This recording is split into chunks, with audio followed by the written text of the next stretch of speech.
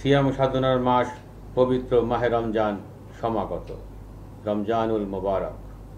বরাবরের মতো এই পবিত্র মাসে নগরবাসী নিরাপত্তা বিধানের জন্য ক্লান্তিহীন কাজ করে যাচ্ছে ডিএমপির গোয়েন্দা বিভাগ। ডিটেকটিভ ব্রাঞ্চ ডিবি বর্তমানে আইন শৃঙ্খলা রক্ষায় গুরুত্বপূর্ণ ভূমিকা রাখছে। আজ থেকে আমরা ডিবির চলমান কার্যক্রমের পাশাপাশি রমজানকে সামনে রেখে বিশেষ অভিযান শুরু করতে যাচ্ছি। এটা হচ্ছে এক ধরনের বিশেষ গোয়েন্দা অভিযান, যেটাতে ছদ্মবেশে আমাদের সদস্যরা মানুষের মধ্য থেকে অপরাধীদের শনাক্ত করতে পারবে। রোজার সময় মানুষের কর্মযোগ্যতা বাড়ে, বিশেষ করে টাকা পয়সার লেনদেন বেশি হয়। শপিং মল, ব্যাংক, বিমাগুলোতে মানুষের ভিড় বাড়ে।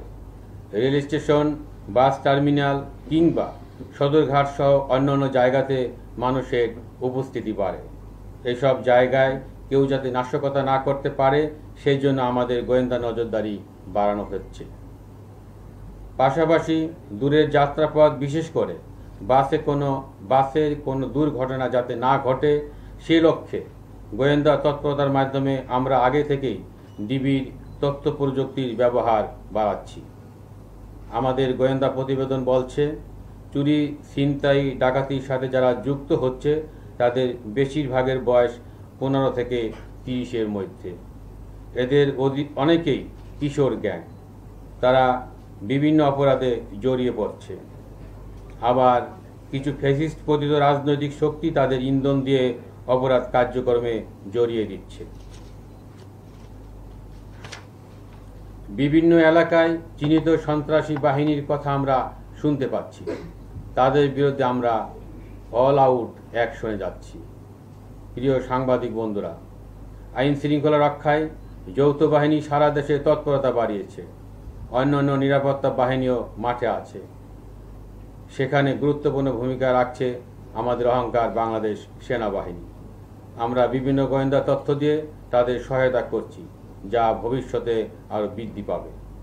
প্রিয় গণমাধ্যম প্রতিনিধিবৃন্দ, আপনারা দেখছেন মহানগরীতে আইন শৃঙ্খলা পরিস্থিতি ধীরে ধীরে উন্নতি হচ্ছে।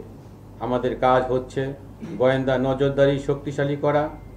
আমরা সে বিষয়টিতে গুরুত্ব দিচ্ছি।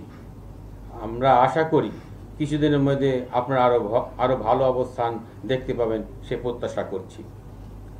জনসাধারণের প্রতি আমাদের আহ্বান, এখন ডিবি পরিচয়ে কেউ গোপনে তুলে নেওয়া বা সিভিল পোশাকে তল্লাশি এই ধরনের কার্যক্রম কেউ করলে আমাদেরকে অবহিত করবেন। পাশাপাশি নাশকতা করতে পারে এমন কোনো তথ্য থাকলে ডিবিকে সহায়তা করুন।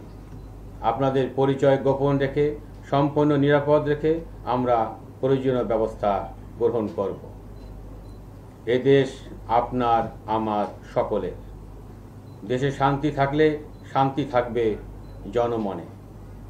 দেশকে নিরাপদ রাখতে আইন শৃঙ্খলা বাহিনীর পাশাপাশি জনসাধারণকেও এগিয়ে আসার আহ্বান জানাচ্ছি। গুরুত্বপূর্ণ মামলা তদন্ত থেকে আরম্ভ করে চিহ্নিত অপরাধীদের গ্রেপ্তারপূর্বক আইনের আওতায় নিয়ে আসতে আমরা বদ্ধপরিকর। তারই অংশ হিসাবে ইতিমধ্যে ডিবি কর্তৃক উল্লেখযোগ্য সংখ্যক ছিনতাইকারী, ডাকাত ও অভ্যাসগত অপরাধীকে আমরা গ্রেপ্তার করতে সক্ষম হয়েছি।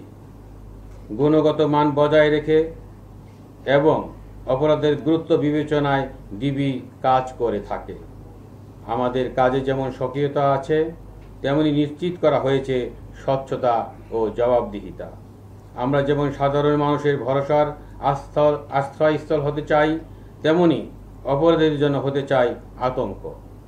সে মূলনীতি নিয়েই আমরা কাজ করে যাচ্ছি। ছোট অপরাধ বড় অপরাধের জন্ম দেয়। তাই যে কোনো অপরাধ ও অপরাধীর ক্ষেত্রে আমরা নিয়েছি জিরো টলারেন্স নীতি। চুরি, ছিনতাই, ডাকাতি রোধে ডিবির নিয়মিত অভিযান অব্যাহত রয়েছে। সমাজকে মাদকের থাবা থেকে রক্ষা করতে প্রতিনিয়ত পরিচালনা করা হচ্ছে মাদক বিরোধী অভিযান। চিহ্নিত সন্ত্রাসী হোক বা যে কোনো অপরাধী হোক, ডিবির জালে তাদের ধরা পড়তেই হবে।